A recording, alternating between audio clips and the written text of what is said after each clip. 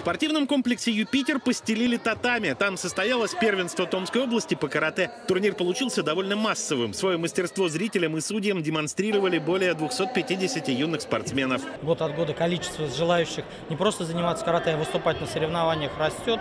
Поэтому это можно только приветствовать. Количество, да, а качество? Качество тоже. Чем больше выборка, тем больше возможностей отобрать лучших спортсменов.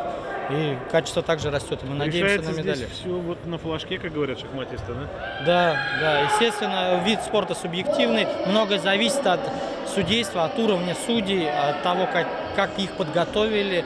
И в этом плане работает федерация также. На татами первенства области вышли спортсмены от 10 до 17 лет. Некоторые из них уже добились хороших результатов на всероссийской арене. Другие только начинают свой путь к успеху. Роме Орлову недавно исполнилось 10 лет. Он впервые участвовал в первенстве области. Дебют оказался успешным. Воспитанник клуба «Орион» завоевал золотую медаль. Я провел 3 боя, я очень доволен, получил первое место.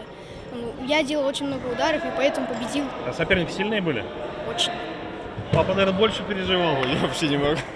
Слов просто нет. Я так сильно переживал. Мы так хотели, чтобы он выиграл.